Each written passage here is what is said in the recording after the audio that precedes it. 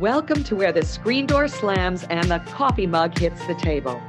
You're listening to The Family Balancing Act with me, Maureen Huntley, mom, grandmother, and board-certified holistic and functional medicine health coach. Each episode will explore the realities of your day-to-day family life in this modern era of nonstop texts, memes, and technology. After all, how do we keep ourselves sane and our family healthy? I'll have amazing guests and thought-provoking discussions, and we'll take a holistic look at family health, emotional, physical, mental, and spiritual. Whether it's a micro perspective of family involving healthy snacks, teenagers with an attitude, stressed out husbands, partners, adult children, potty training, elder care, grandchildren, college prep, or a macro perspective of world events, including flu, earthquakes, the brainwashing media, finances, and oh, so much more. We'll find a way together. So take a deep breath, exhale, and know that you're not alone. Bring on the Family Balancing Act.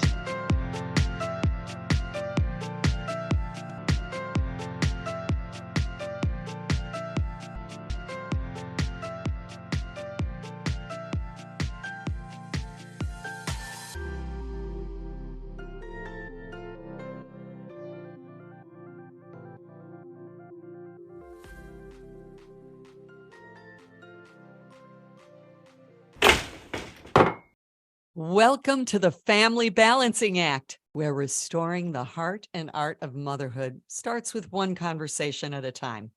I'm Maureen Huntley, your host, board-certified integrative holistic and functional medicine health coach, emotional freedom technique practitioner, mom, grandmother, wife, and CEO of my family's home operations.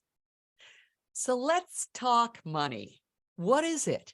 How do you use it? And the power it has over us.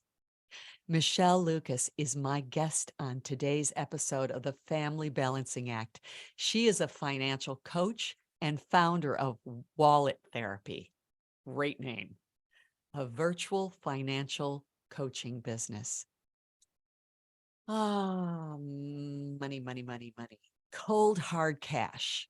Or is it digital? Money is a commodity accepted by general consent as a medium for economic exchange. It is the medium in which prices and values are expressed. It circulates from person to person, from country to country, facilitating trade, and it is the principal measure of wealth.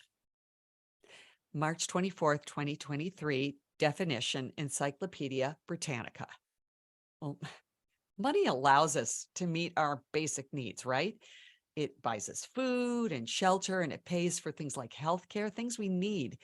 And meeting these needs is just so essential.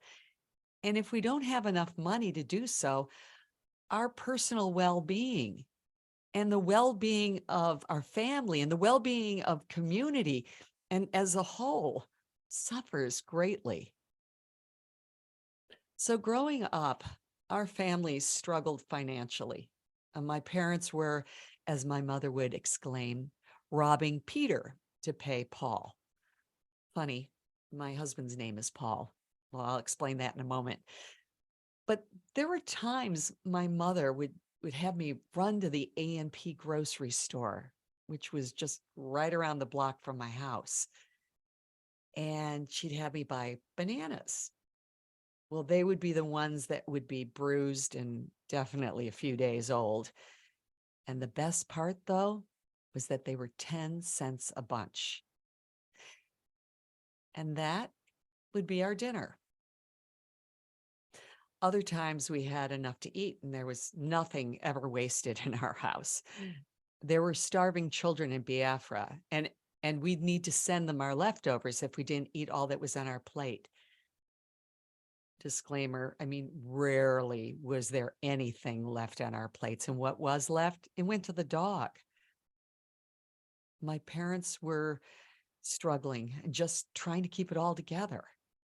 Well, growing up, my brothers and I would witness our mother crying and our father frustrated and angry as they shuffled through the piles of bills and the orange-colored late notices on the dining room table.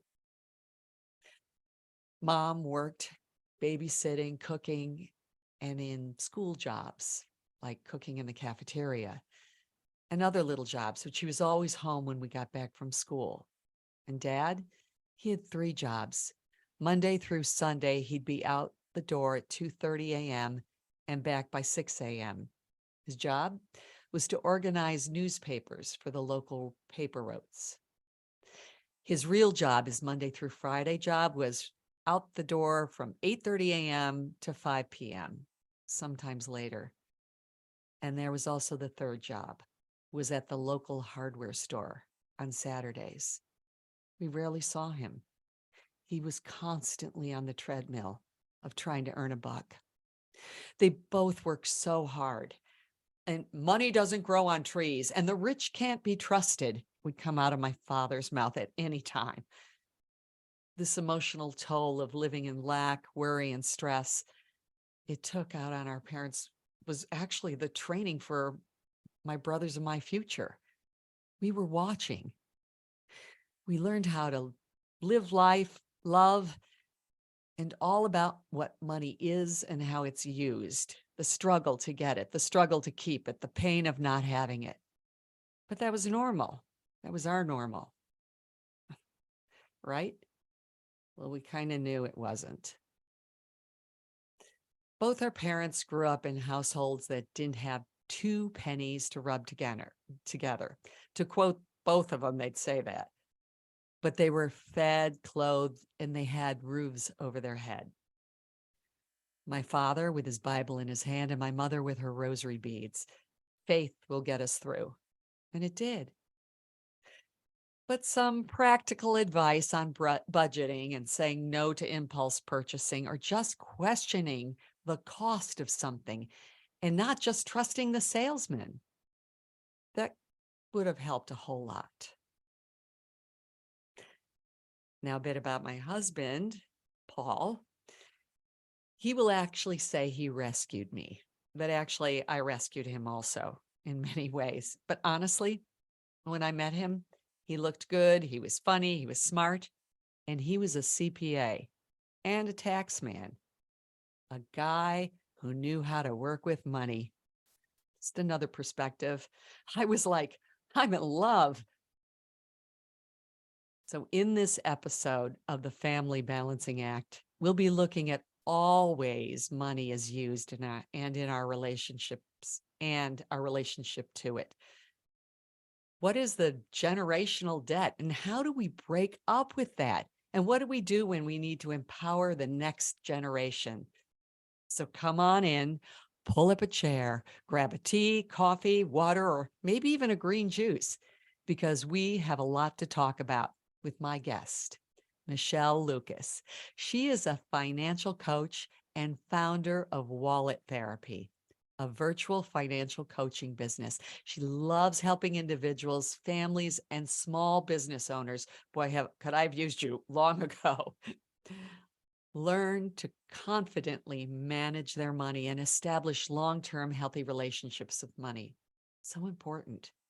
Michelle uses her many years of experience supporting her clients with establishing a budget, debt payoff strategies, money mindset, credit repair, and understanding their numbers.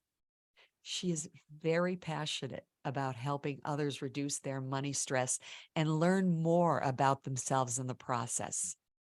I am so honored to have you here today with me, Michelle. Welcome to the Family Balancing Act. Thank you so much for having me. I am so excited to be here. Let's see here. Oh, awesome. I'm just trying to fix my, there we are. Hello. Hello.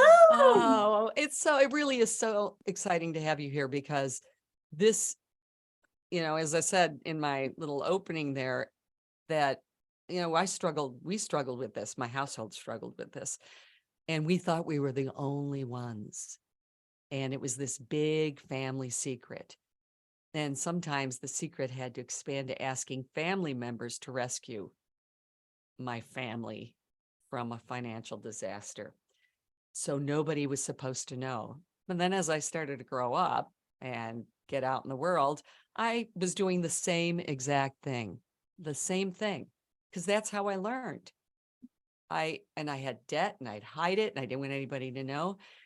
And even up until the last days before my parents passed away, and they both passed within months of each other, they were hiding bills under cushions in the living room. It like they never were able to break the cycle. And I see, with our family, and it's extended family also has this stuff going on. And I'm grateful I'm married who I married, but I still have a lot of these tendencies. So I thank you so much for sharing your story. I feel like one of the first steps is to become aware of why you have certain emotions towards money, or maybe, the first time you can think about money, and how old were you? What did that look like? What was the scenario? What was the situation? And a lot of times, I think oftentimes we see our parents as stressed out when it comes to money, when it comes to bills, never really kind of sitting down and handling it, right? And teaching us how to do it. We just see them stressed out, like, oh, we can't afford this, or, mom, I want to go on this field trip. I need this bike. And it's like, oh, we can't have that. But rather than, talking about how we can change that mindset, and maybe in front of our children, showing them how we kind of handle that situation and how we rectify it, and plan accordingly. I don't think that's oftentimes showed. It's more of the stressors, or in the moment, you're stressed out and our parents react, and it's understandable. But it's also important to show them how you resolve that too, because they're going to take that and learn from that as they grow. So where have you found you've improved your money relationship after identifying kind of similar scenarios or situations that's happened in your past? Wow, that's a big question. For myself, I've noticed that that not, pulling myself back and not purchasing everything I see in sight. Now, my parents didn't really fully do that, but when Christmas came, it took them the next 9 months to pay off whatever they got us for Christmas. And mind you, it wasn't an overabundance of stuff. It might be something we actually needed, like a bicycle, but it was a big deal for them because they struggled. So I am so blessed that I never really had to struggle in that way, but I still, as I say, face it with not going overboard on things I don't really need, and really looking at and asking myself the question, what purpose is that? Why is this need calling me? Why do I feel, or how is this showing up for me? Yes. These feelings of lack. And I think a lot of it has to do in my own personal story around lack, this hole, this emptiness of not being filled up. When you don't feel filled up, you try to find other things, stuff, to fill up a hole, and just keep Yeah. filling it up so I can feel more love, more acceptance, wherever you're feeling deficient, wherever I'm feeling deficient. And sometimes it is that I'm feeling lack of love. Nobody's appreciating me. I'm a mother of 4 and a Yeah. grandmother. And I have, like, hello, I just made dinner for the 8th night in a row, and everybody leaves me in the kitchen then to clean up. So that's, so what do? I'll show them. I'll go and, buy something for myself, or take myself out for a day, or a morning and do a spa thing. But really, who am I hurting? I'm Right. hurting my husband and I.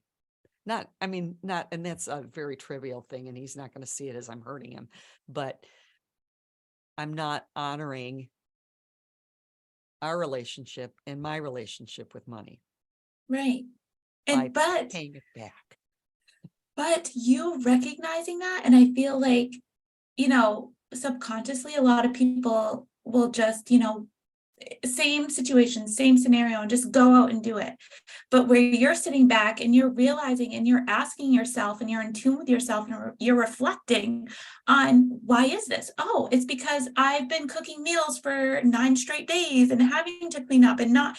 So you can identify it and then kind of work on that and really express that and then gauge where the root of the problem is. A lot of times people feel or can't pinpoint where it is because there's so much in the cycle. There's so much in that hamster wheel of just going.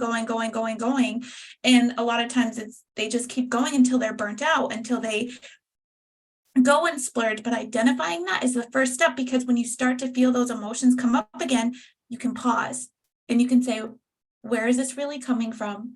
Is buying XYZ online going to help me succeed in the future that I want to have, and the lifestyle I want to have, and the life I want to have? Or am I really hurting myself? Is there a different conversation I need to have with my family about how I'm feeling?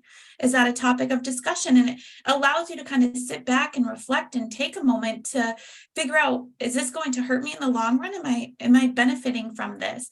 But I think you expressing and sharing your story, you can tell that you can identify where the root is coming from, where those emotions are getting picked up. And I think that's so powerful sometimes is, I tell people, especially with the impulse spending, is to take a pause, right?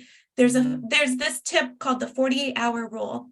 If it's not on your grocery list, especially Target, right? People go into Target, it's like everything's right there. You want to spend, yes, exactly. You want to go in and spend $100, you come out spending $350, and it's like, how, right? So I tell a lot of times my clients is accept and adopt that 48-hour rule. If it's not on your list, it'll be there in 48 hours.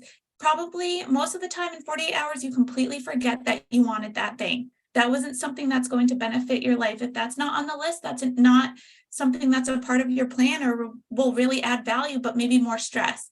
And then ask yourself why, like you said, like, is this something that's going to help me move forward in life and help me, progress emotionally and physically, or is it just something kind of like a Band-Aid over something?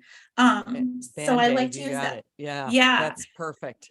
Another one, as you're talking about this, and I want to get to your story, because I think your story is fantastic. But I just wanted to say an add-on to that is Amazon. Like Amazon is the I have the whole of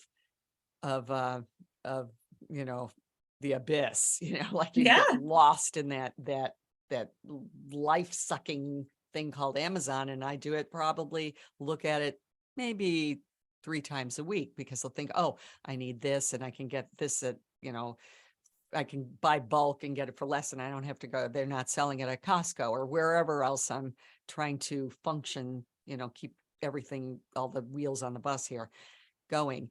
But what I do is I take and I put stuff into the shopping cart and I leave it for 2 days, the 48-hour rule. But I didn't even realize that was a rule until you said it. I thought, oh my gosh, that's great. Because then when I go back, I go, I don't need that. What's this doing in here? Who put this in here? What's this? It'll be like some sort of, hair fluffing thing, or a new mascara, I don't, or under eye cover up, or something that, like a whole, or false eyelashes. I'm not buying false eyelashes. I'm like, let's get some better mascara, and it's not going to be from here. So, but it's the craziest thing. But you are on target. You're great. Can you tell our listeners your story? I'm like, how'd you get into doing this? Like, what was it? Sure. So I can't really pinpoint exactly what it was, to be honest with you. Ever since I was a young child, I used to sit with family members. I know this is going to sound like crazy, but I really did. I used to sit with them and go over their finances, their expenses, their income. And I really just love making things make sense, to say, okay, this is where it needs to go on such and such day. I just love doing that. And growing up, we didn't have a lot. I didn't have a lot. I have been homeless many times. I, we've lived in shelters. I didn't really see a structure or a safety and a foundation. And I knew I liked working and helping people manage their money and their finances. I don't know, it gave me so much passion when doing it. I went to school for finance. I have a bachelor's degree in business administration, a minor in finance and psychology. So I love how the two coincide Oh my together. gosh. Yeah. Yeah. So I went on to work for, corporate finance for a number of years in the trades, but I really wanted to help people. I didn't want to help kind of the rich with their funds get richer. I really wanted to help people with the basics, with the management, because a lot of people didn't understand that. I then have over 10 years in as a paralegal, where I worked with a lot of people who were dealing with foreclosures, evictions, debt collections, wage garnishment, student loan debt, all of the above. And I'm like, I keep getting back to help people with their finances. I love it. And I really just need to do that. And now in college, I ended up having a lot of student loan debt. I ended up having some medical issues. So I was in a lot of medical debt.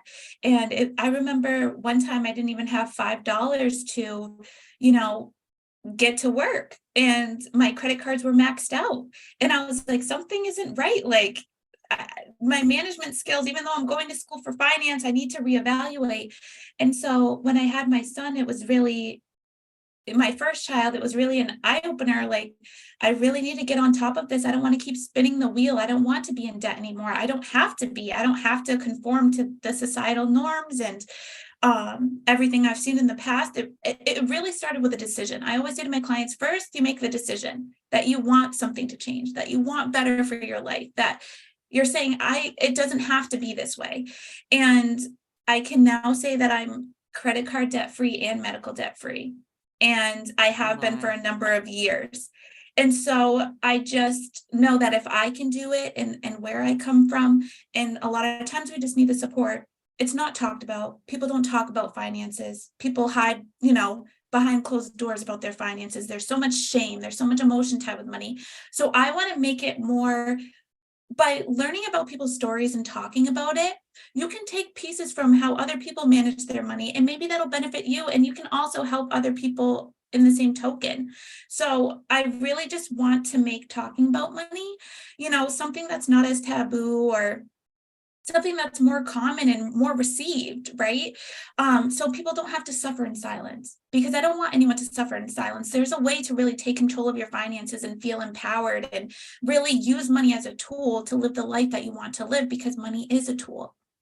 It doesn't have to have control. You have the power. And remembering that always you have the power. And if you don't tell your money where to go, it'll decide for you. So it's in your control. That is just on target, girl. You have that's beautiful what you said. And as you're speaking, I could see, people talk about money, but they're the wealthy. They will boast. Some people boast about it, some don't, but I'll be in a circle of people who'll be talking about what funds they have, or, you should check out, Fidelity over this, like they'll have the Vanguard or what, they'll just be discussing their different funds, or, their 401ks or whatever.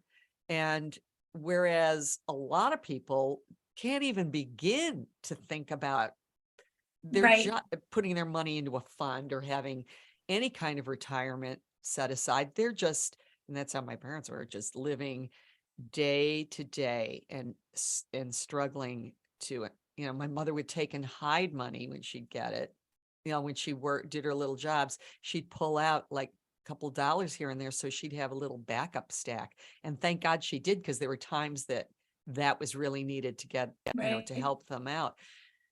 But that shouldn't be. So when you had your son and you realized this, enough of this, how did you take that step forward? What was your first step beyond going, I've had it, I'm doing something? What was your next step? So it was actually around the time, like right before I had him. I was living in an apartment. I was a single woman, and I'm like, I'm living in an apartment. I have this debt, but I don't have kids yet.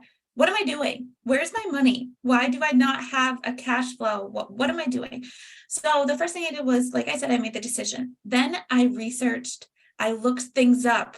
I pretty much created my own financial literacy course. I was listening to podcasts. I was taking in any information I could.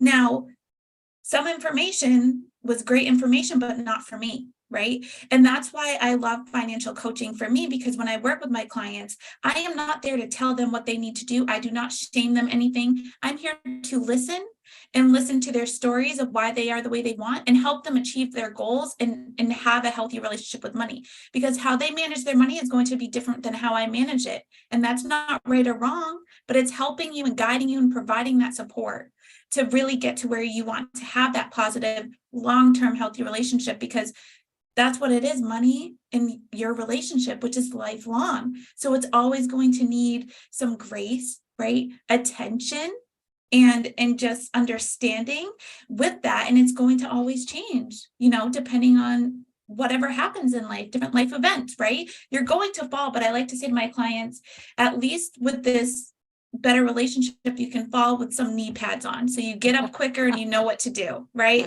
You're not falling and you're caving into the ground and you're out for months, right? I like to really help them have that foundation where when they have to make financial decisions, they can trust themselves, because I find that a lot of my clients, especially single mothers, do not trust themselves at all with money.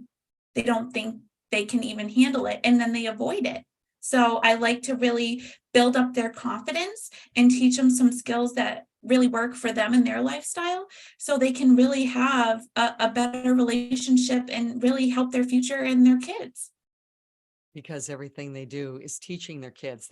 As they're going through this process Right. of working with you, hopefully they're teaching their kids also. But I loved how you said the relationship you keep, and I read this online too on your website, which is really great. You've got great information on there, where it's like almost like it's like a person, it's like an entity. You are in relationship with it. It's not a person. Doesn't have a soul necessarily, but it's emotional and it's energetic. Yeah.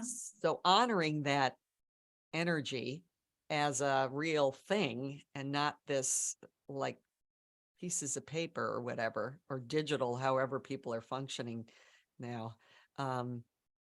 It's real. Yeah. So cool. Yeah. So cool. I love how you It said it. is. It really is. I just, when you think about it, and I never really thought about it that way. And actually, as we're speaking, I have this giant kind of a goal / dream board in front of me, and in smack dab in the middle of it is someone holding $100 bills, like a fan. And it's just to remind me that it's real, that it's there, and it's to be dealt with, and it need to pay your bills, and you can do wonderful things and help people with this. Also, you can pay it forward, help others with money, but it's to be dealt with. Yes. So That's why I say it is a tool, right? Because if helping others, and if that's something that's important to you, you can use that money. Now, money can also be used as a tool to maybe have, a home for you and your children that you want, or maybe get you out of a situation that you no longer have to be in. So how can we use that? How can we take what you have? Because money is used, in society. That's just our way of trade, right? Is we use money for services and things and products. And so how can we use that to really live a fulfilling life and help those around us, if that's something that's important to you? That's great. Because another way I was thinking of using money, when we get like a gift card from somebody, and that's just a card that says there's $25 on it or whatever, but that's actually money. And to view it as that and to be grateful for it, because it's money. But even like gifts people give us, it took money to get them, and to have the gratitude around that, and not to throw it away, like have a throwaway attitude. Even Right. food that somebody places in front of us because we've gone to their house for dinner, for a meal. I don't always think this way, but our conversation is having me go ding, ding, ding in my head going, Right. that's right. That is money. That is, and having gratitude for it. And to not, as my father would say, it was like some evil thing that the rich people dealt with. And when you look at it that way, I we didn't move forward. My family didn't move forward from that because we saw it as like it was, evil. And that's what I was about to say.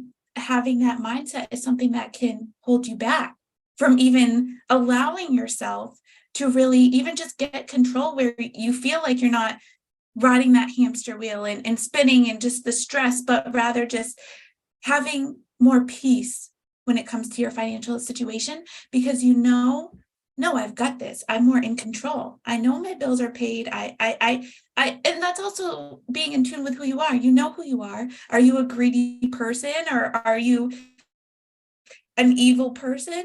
No, right? You want to have peace. You don't want to be stressed out. And what you touched on earlier, it's kind of the idea of instead of saying, oh, I have to pay my bills this month, I get to pay my bills so I can have this wonderful home over my head. I have the privilege and honor to do this. I get to. Okay. And kind of just a small little shift when you say, oh, I have to do this, or I get the opportunity to do this. Wow. That's gratitude. And I have it and I can do it. Even if it's not Mhm. the full amount to pay, even if it's just a little portion, it's stepping into taking responsibility Yeah. and gratitude. I sign checks now. I hardly sign checks anymore anyway, but when I have, I'll write thank you I in a love memo that. just to say thank you to the person who did cleaned something for me or did, a favor or whatever. I needed something dropped off. I'll write thank you because I think it's important to be grateful for everything. Right. And money is it. So how do we get our children to pay attention to this? Where do you begin in teaching kids? And I know it all, like starting very young. At what age would you say would you begin? I mean, as early as possible. I think even just when you're speaking about money out loud, be aware of whatever you're saying, they're taking it in and they're going to really kind of build their habits and foundation around that. So even in that example that we said, wow, I have the privilege to pay for this, being grateful for the money and really looking at it that way. But one tip I like is sitting with your children and asking them what their wants are. What are their desires? Really make them feel like you care about what they want and what they can have, and then create a plan with them. Okay, so this is what you want. Let's look it up. Let's get a picture of it. Maybe create a vision board. Then say, okay, here are some things that we can do to help you save money to get something that you love so much, right? Can we maybe try to, start? I don't know if they still do lemonade stands, but I would like lemonade stand. They do in Go front of clean my your neighbor's life. house. Yeah. Right, Like right. go help your neighbor, or maybe if you do chores and start incorporating that. And then, if they're making money and finding ways to make money, show them how to budget, show them how to really manage their money, and start introducing them on saving and how they can use their money as a tool, and also providing that cushion for maybe later goals that they may have or things that they want in the future. So just That's kind of being in tune with what they want and then creating an atmosphere for them to feel comfortable and create and to really come up with a plan of how they can create their own money. They're going to be so excited about that. that's great. And teaching them how to save also, along with like getting something that you really want. And or even I've seen things with like people doing like family trips and having a family trip jar or whatever. But for a child to actually say, I want this truck, and to actually save for it by doing little chores or doing whatever they can do, and to then go, go and get it with their parent or go and get it with their caretaker. And just the joy of actually having that exchange of something for something. Yeah. It's just energy exchange, that's so cool. I can so see it. Yeah. Yeah. And you know what the thing is too? Sometimes you may find that your child saves up for something, like we talked about earlier, that 48-hour rule. Then they'll say, I worked really hard. I don't think I really want to spend my money on this item anymore. But that's showing how they're valuing that money that they earned and the work they put into that. And that's showing them, and that's going to help them in the future when making financial decisions, is adding more of their values into their life and their decisions that they make. So it really just starts there. That's so Yeah. great. That is just, it's so great to actually teach the future, to teach these kids, because you're teaching their parents, you're teaching the mothers or the families at the same time. Do you have a success story of any of your clients, obviously not saying any names, but where they really feel that they've really got a better handle on what they're doing and where they're in their path? Yes. Yes. I have one that comes to mind instantly. She came to me. She's a single mother. She has an amazing child, and she came from a very hard situation, and she's not really getting help. And she removed herself, and she didn't have a budget in place. She started her own business. All of her money was kind of intertwined, personal, business. She just spent without a plan, and really not saving anything.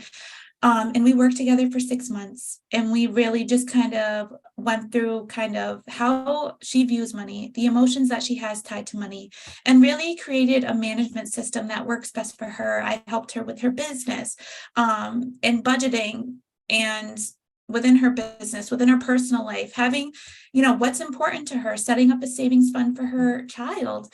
And she completed the program, I want to say about a couple months ago. And she texted me a few weeks ago and she said, I just need to tell you about my win. I budgeted for this desk for my new office that I created for my business that is thriving. And I went into the store and I didn't overspend. I stayed right on track with my budget. I didn't buy other items. And for her, this was absolutely huge. It was huge for her to go in and then leave and say, I did it. I'm doing it, and I'm changing my mindset in my relationship. And she felt so empowered and so proud of herself. Like when I see my clients feel so proud of themselves for the decisions that they're making with their money, oh my goodness, it's the best. So she was so proud. I'm like, Yeah. I'm like smiling ear to ear because I can feel it. Yeah. I have my own story around my own, when I had a cold pressed juice company, and I had, and it got to be pretty big, and it was, in that it was in the Northeast area, and my juices were sold all the way up to Boston, all the way down Wow. to Washington, DC. I was in all the grocery stores, and it was like thriving and going. But and these are my deep, dark secrets here, I'm releasing, but as it carried on, I kept using the excuse of I'm not being supported emotionally on many levels, and this is why it's not working. But that's not the full story. The full story is that I wasn't managing it well. I'd never managed anything that large before in my life. And it was overwhelming, and I had 17 employees, and it was hard to manage I was doing it all. When somebody didn't show up, I was on the floor making the juices also. And I was, getting them to where they needed to go if the guy didn't show up, to get them to where they needed to go, or, getting them to some stores when the machine broke down or whatever. There were like a multitude of issues that went along with it. But I did not take this is then my going back into my childhood, my going back into my parents' stuff, and not working with the actual numbers, not wanting to look at the actual numbers or looking at the actual needs, but looking at what I would say the public would look at, the bottles. and what was in the bottle, because it was fantastic. People today still reach out to me going, what do you mean you don't make this anymore? Where can I Oh, find something like it? Because what was in it was gold. And how the whole set, it was gold, but it was built on sand, mhm. and it just kept washing away. And in the end, I let it go and I sold off pieces of it, but it just, and ultimately I'm relieved because it was before COVID and they probably, that was not an easy time, but that was my baby. That was my child number 5. And I miss it, but I don't miss it. And I Mhm. learned a lot about myself. And that's one of the things you mentioned on your website, is that you learn so much about yourself. What would you say people learn about themselves? I find that a lot of people just aren't looking to see or ask themselves why I feel this way. They're just, I am this way. I am bad with money. I don't trust myself with money. I can't handle this. But it's like, why do you feel that way? And is it true? Mhm. Is it true? Is it because we can learn every day as humans, we can grow, and every day is an opportunity for us to learn and grow as a person. It doesn't matter how old you are, right? And within that could just be something within yourself that you're learning. So asking yourself more questions. Why? Why do I feel this way? Is this true? And does it have to be this way? And forgiveness, forgiving your past, forgiving your parents, for understanding that they only knew what they knew and they did the best they can, and forgiving yourself too.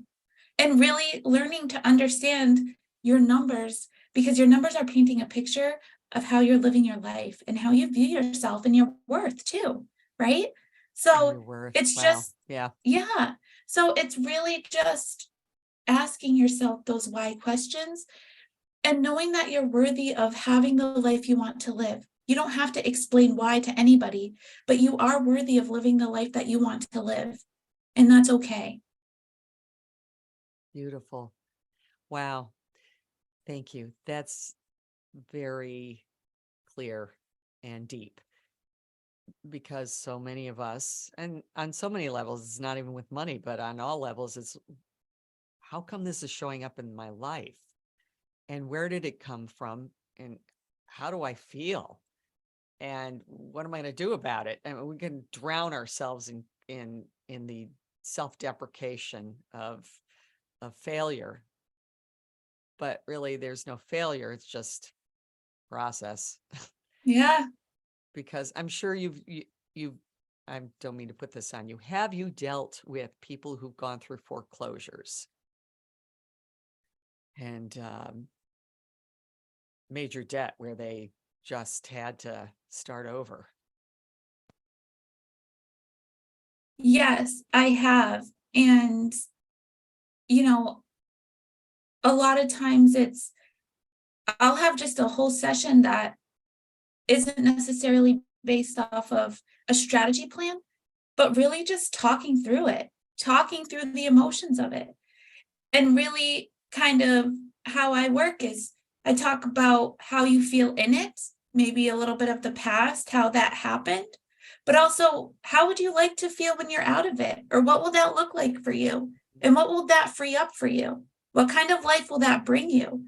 And then we'll work together to fill in the in between to get you there and to make you appreciate and honor every step of this journey, because it is beautiful and it's okay. It's life, right? Like you said, Right. it's a It's process. We're messy. going It's to fall messy. down. Yeah, Right. Life right. is messy, and that's just the way it is. And the getting to the getting the vision of what it is with at the end of this. It's not the end. It's just the next step. It's the Yep. next big step. So often I find even with my clients, it's the getting to that vision is hard because they're so caught up in looking at the stuff in front of them and the Yeah. stuff behind them mostly, that they can't see what's possible. Yes. And it's really about flexing that dream muscle, the dreaming muscle, Yes. to start doing that. And I too, I mean, people, we have that. That's hard thing to do is to really dig in and go, I can dream this dream.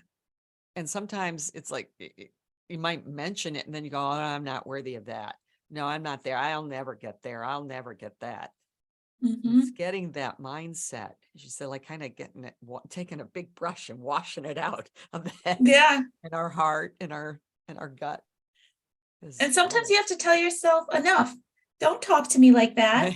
You know, like we never would don't talk do to our that. friends that way. Going, Exactly. oh, your ideas suck. You're never going to get there. Like we would never Right. say that to our friends. We wouldn't even No. say it to somebody we hate necessarily. We'd just walk away from them. But it's why are we talking to ourselves like that? You loser, you know, like why would I say that to myself? But I do. We do. Yeah. But that's great. Just standing strong and saying, enough. Stop it. Enough. Yeah. Treat yourself better. And for every time you, if you listeners, for every time you say something negative to yourself, try to, after you do that, say something positive that you like about yourself. Please switch it. Switch it. I love it. Yeah. Maybe doing that, some sort of emotion or having a sticky note, like stuck to something wherever you go, the back of your phone. Yeah. I think that these, because we cart these things around everywhere. That's a good one. Maybe sticking that on there going, switch it. Yes. Or, yes. You know, watch your words. Yeah. Talk to me nicely. Yeah, right. Be nice to me. Yeah. See, even every time you pick up your phone, if somebody sees the back of that, they're going to go like, okay, I thought I was being nice to you. It's for you to know and them to find out.